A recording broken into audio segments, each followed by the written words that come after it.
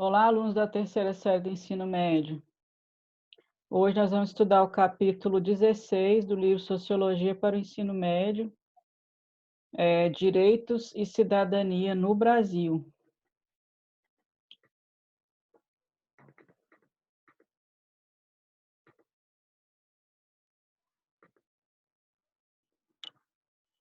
A gente viu, né, Direitos e Cidadania,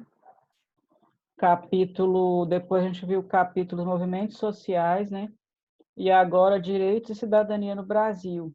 Então, até 1920, a liberdade individual praticamente era inexistente no Brasil. Para a maioria da população, os direitos de ir e vir, da propriedade, da inviolabilidade do domicílio e a proteção da integridade física dependia do poder dos coronéis. Esses direitos que eu falei são o quê? Os direitos civis, né? Direito de ir e vir, de propriedade, direitos civis. Os direitos políticos também eram restritos, porque tinha o voto de cabresto, né? Que a pessoa votava em quem o coronel indicava, né, para ela votar. Os governantes eram escolhidos por pouquíssimas pessoas e uma minoria que exercia o direito de voto, que tinha o voto censitário.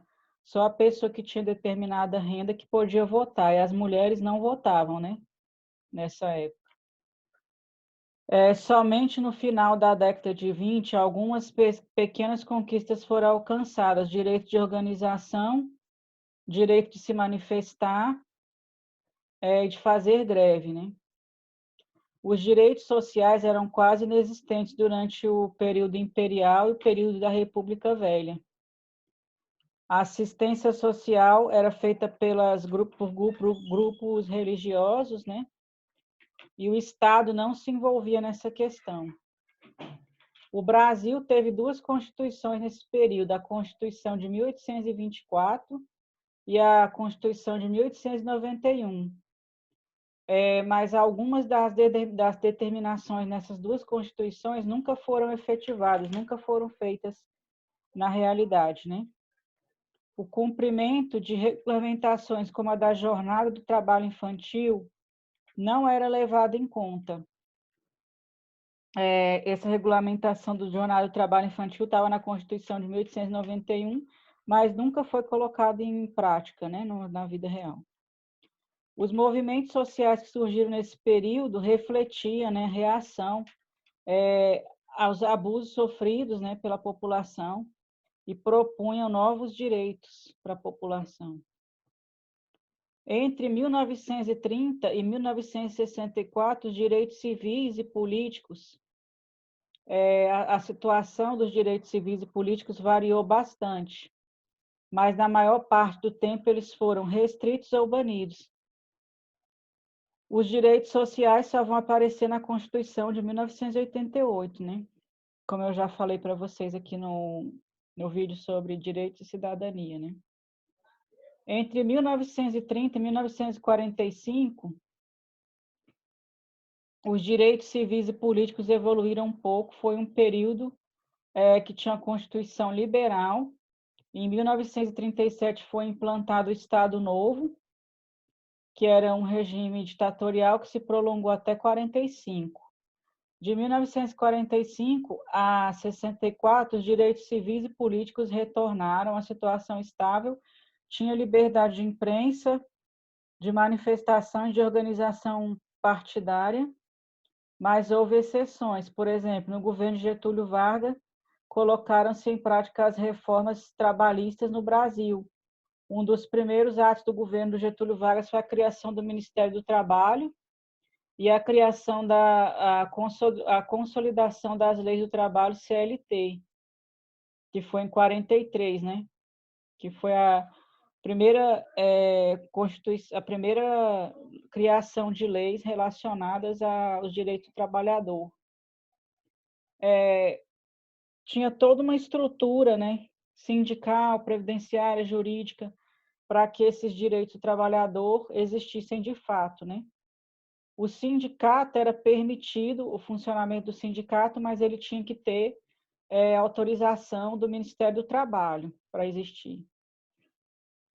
Com a implantação da ditadura em 64, os direitos civis e políticos sofreram, né, uma restrição, porque o governo militar criou os atos institucionais que acabou com os direitos da população, né? Por exemplo, o ato institucional 1, ele cassou por 10 anos o direito de vários militares e líderes políticos e sindicais e forçou a aposentadoria de funcionários públicos que eram contra o regime, né?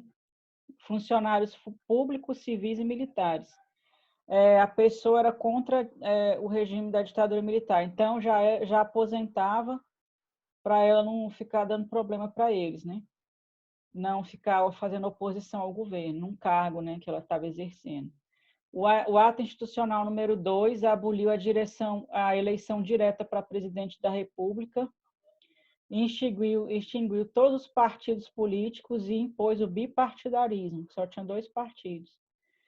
O ato institucional número 5, que foi em 68, fechou o Congresso Nacional, retomou a suspensão dos direitos políticos e aboliu o habeas corpus para crimes considerados contra a segurança nacional.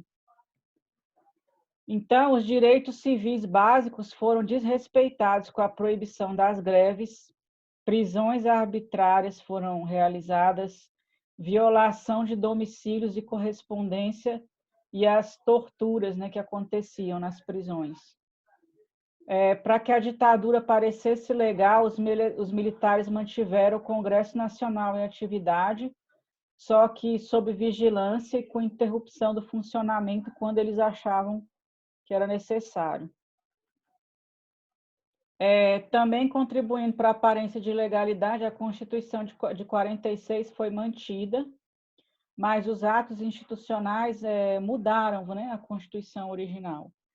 Em 1969 foi votada uma nova Constituição, que incorporava esses atos institucionais. Durante a ditadura militar, os direitos sociais foram utilizados para deixar transparecer que estava tendo o mínimo de cidadania, né, e cooptar alguns setores da população. Foram criados nessa época o Instituto Nacional de Previdência Social, o Fundo de Assistência Rural, o Banco Nacional de Habitação e o Sistema Financeiro de Habitação, que era para facilitar a compra de imóveis, né? Em 1978, teve início a abertura lenta e gradual, que o regime militar estava já acabando, né? Foi se desfazendo, e o Congresso Nacional pôde votar o fim do AI-5 e da censura dos meios de comunicação. Nesse período também, em 79, teve a lei da anistia, que permitiu o retorno dos brasileiros que estavam no exílio. Em 88, o Congresso aprovou a Constituição, que está válida até hoje, né? Por que eles fizeram a nova Constituição? Para poder mudar, né, as leis que tinham sido alteradas pela ditadura.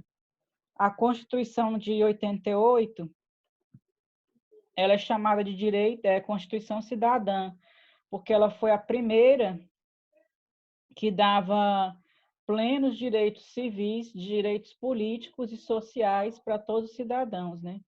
Chamada Constituição Cidadã, com o princípio de que os direitos humanos eles estão acima do Estado.